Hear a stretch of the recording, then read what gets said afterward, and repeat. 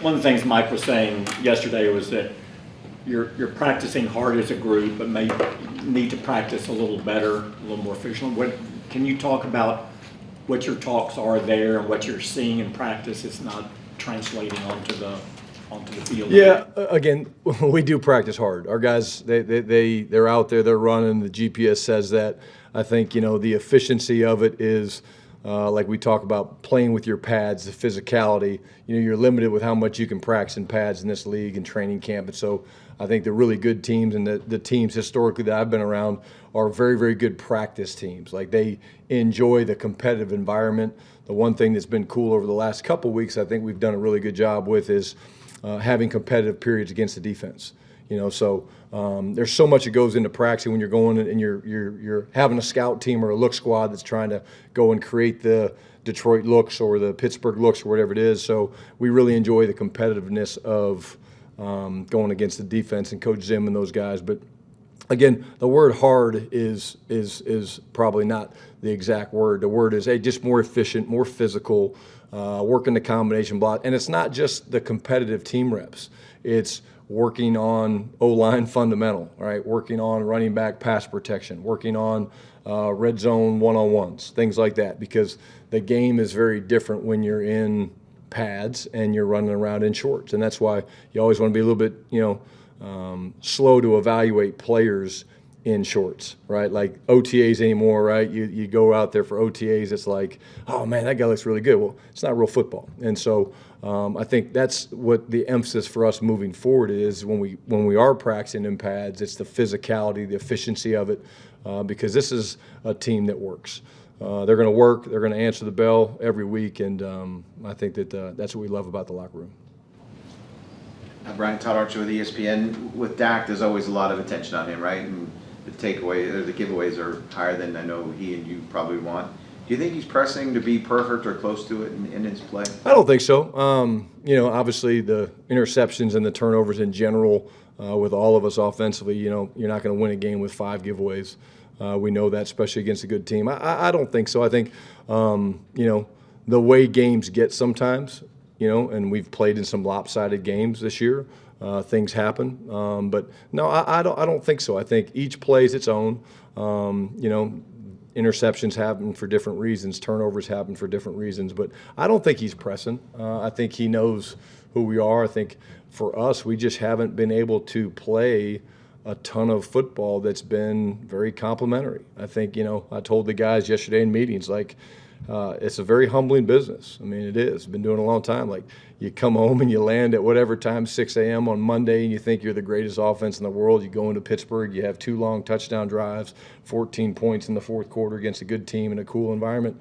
And then a week later, you wake up and you're like, man, we just, we didn't play well. And so, again, what are you guaranteed? You're guaranteed another opportunity the next week. And I think our guys understand that, that you just have to work and prepare, and we believe in one another, which is a good thing. How do you think he'll use this week and then the prep into San Francisco to be better? Oh, he'll be great. I mean, he's obviously going to look at all the film like we all are. We're already deep into projects and looking at things. I think last year you saw that we were able to fine tune some things, make some adjustments that we felt really good coming out of the break, which was good. But he's going to be throwing, he's going to be training, he's going to be, doing all the things he does. You never worry about that with him. If anything, with Dak, you probably worry about him overworking and over-training. But, again, we all need to put the work in, this week early, and then get a chance to get away, be with our families a little bit, and get ready to go for the next phase. John Machado with The Athletic. It seems like to get everything going on offense, the run game has to be there. What gives you confidence that you guys can get the run game going? Yeah, great question, John. I think, Pittsburgh, obviously we found it against Pittsburgh. We got into the flow late with what we were able to do.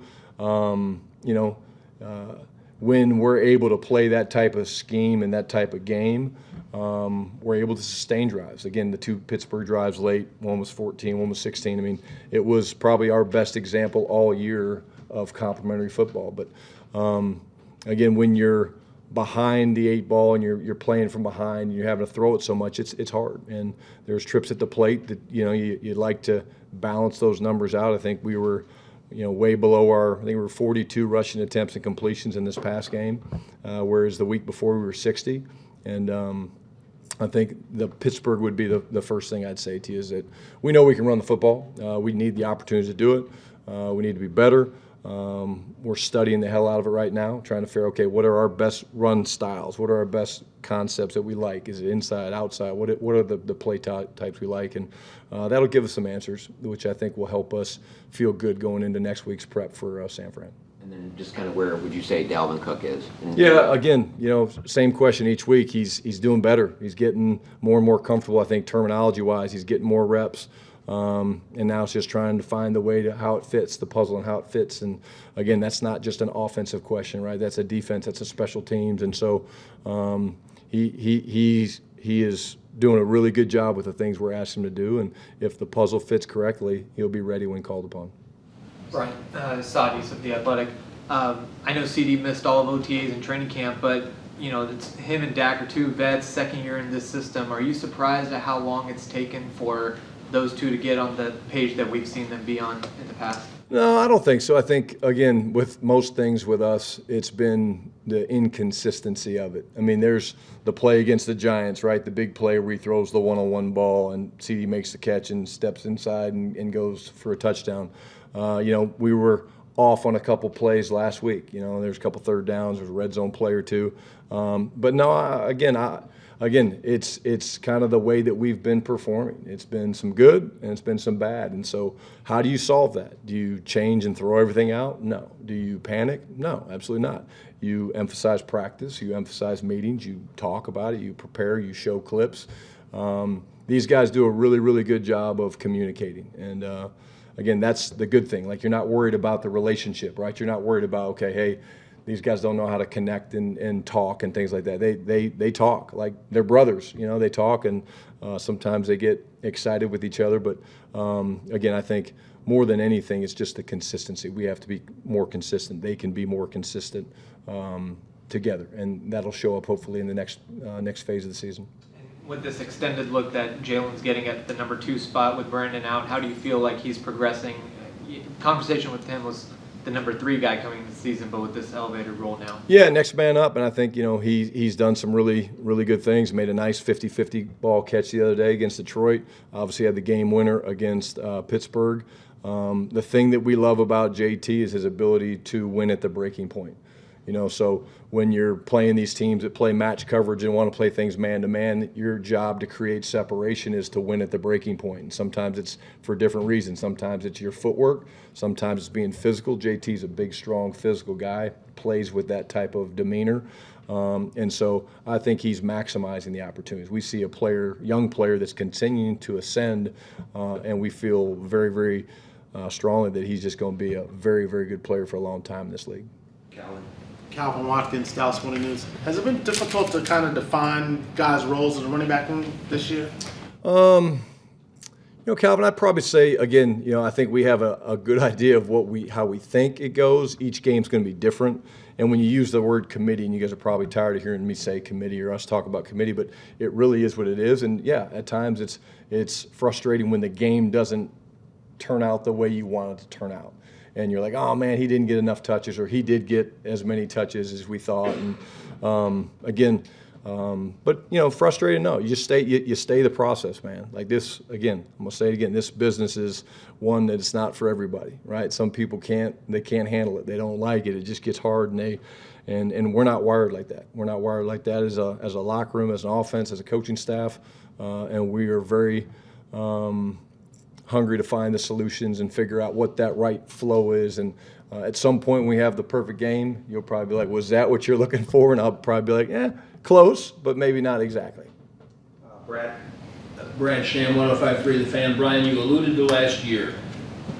Whatever's going on with the offense now, is it analogous enough to whatever was going on last year going into the break that it can inform what you need to do coming out?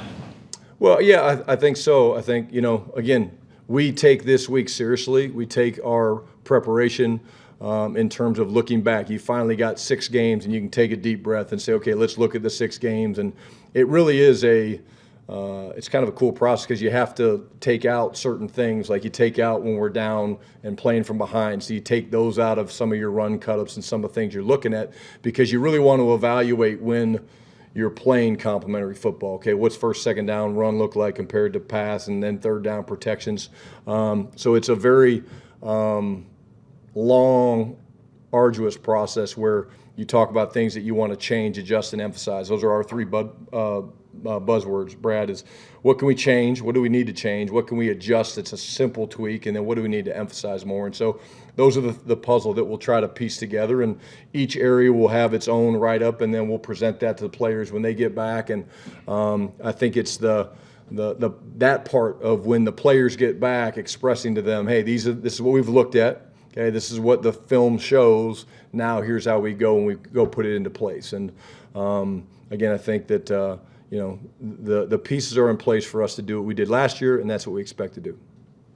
Garrett Podell, CBS Sports. Brian, Tyler Guyton practiced fully every single day last week. What's his status, and is the best five for your offensive line still involve him at left tackle? Yeah, absolutely. I think Tyler's a really good, talented young player. He just, medically wasn't feeling great. Hopefully this week he was in here early this morning. I saw him early this morning in here getting some treatment. So again, I think the thing for us, if you get those five guys back playing together, I think that's where we feel gives us our best chance to have success moving forward. And I'm excited about the young players getting their ops, right? And honestly, they're getting battle tested. Like, that's the thing. Like, it was interesting. CeeDee said that to me yesterday. Like, one of the things that's happened is we're being battle tested right now. We are. We're finding out a lot about ourselves and our grit, and it's not just the young players that we're talking about with Tyler and BB, but it's really all the players. And so we'd like to get that stuff now, so when the games get bigger and bigger and you get on a bigger stage, that